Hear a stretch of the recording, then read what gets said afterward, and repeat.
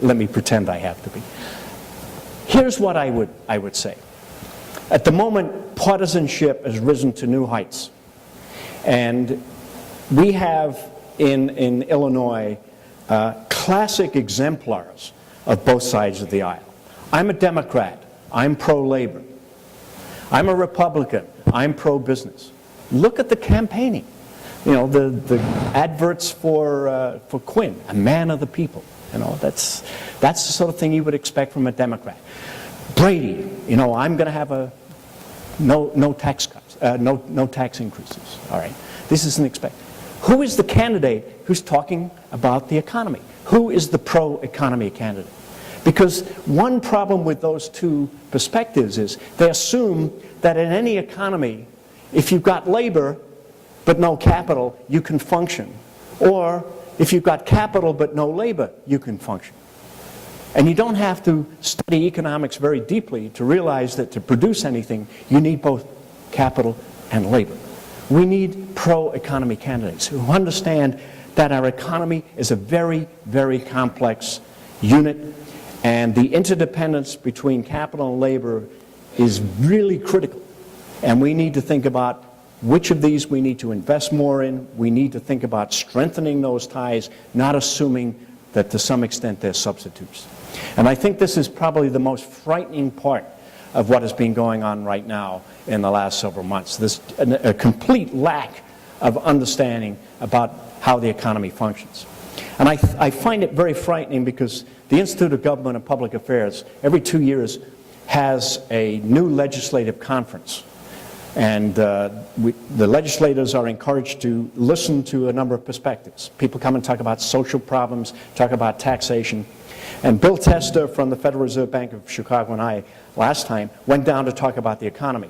Of the 22 new legislators who were elected that year, one was in the room when we got up to speak. They're lawyers. You know, they don't need to understand this stuff, right? And this is really frightening. So these are the guys who, without any understanding of our economy, are making decisions about legislation that affects the economic competitiveness and the economic health of our economy. And we've seen the results of that abject rejection of an opportunity to expand their horizons. And secondly, there is a lot of work out there that says the only place in which we're getting job growth in this economy is from small firms. And the evidence suggests that that may be a major contribution. But over the period 1997 to 2005, 2/3 of all job growth in this country occurred in existing firms. Illinois has a large number of existing firms. But a very informal survey we conducted a couple of years ago indicated that 10 of the largest firms in Illinois had absolutely no plans to expand employment opportunities in the state. Caterpillar, for example, recently announced the opening of a plant in Texas, not in Illinois. And I think that what this tells us is that the private sector has finally come to the conclusion that the type of leadership we have in this state over the last 2 decades is not conducive to their growing their businesses in Illinois. And it's not a Democrat or Republican problem, it's a bipartisan problem. And now when you consider that firms have enormous flexibility in where they can locate economic activity, Illinois is in a much less stronger position than it was 30 years ago, where high transportation costs made it very difficult if you wanted to serve the Midwest market, not to locate in the Midwest. Now you can locate in China, you can locate in Alaska, North Dakota. It doesn't make much difference. The transportation costs are no longer a burden. And I think that we've got a sort of mentality here where a large, sophisticated economy will muddle through. We're not going to muddle through this one. We barely muddled through the last few recessions, but this is a very different crisis. So what have we done?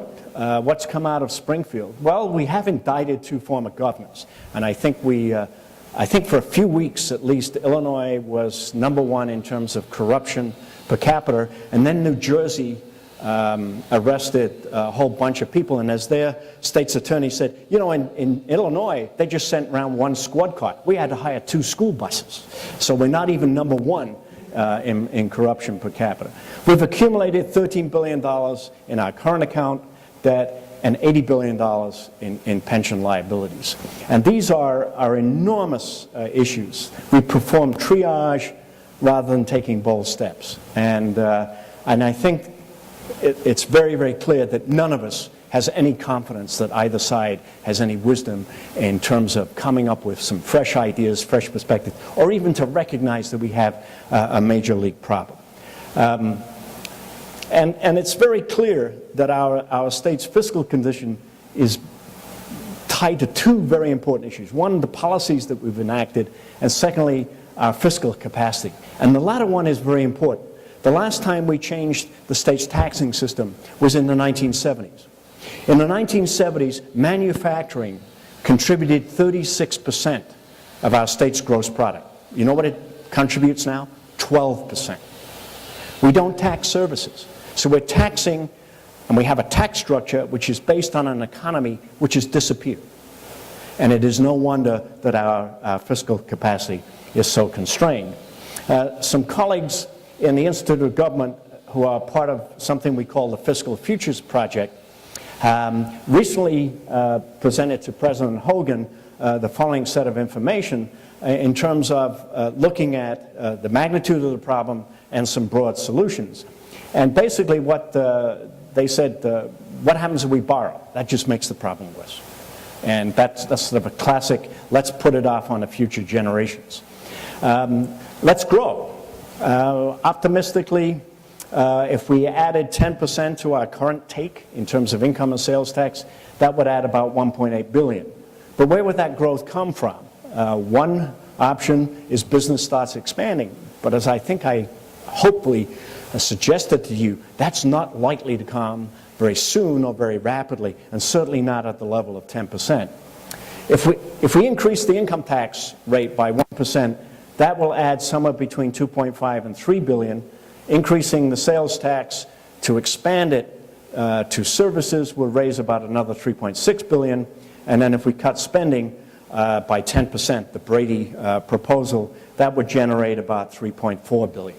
But if you add all of that up, it still is less than the $12.3 billion in the current account deficit, and doesn't address the $82 billion of unfunded pension liabilities. And I think it's very interesting that even very conservative business groups in Chicago, like the Civic Federation, the Commercial Club of Chicago, are pointing out that some mix of the bottom 3 is absolutely essential.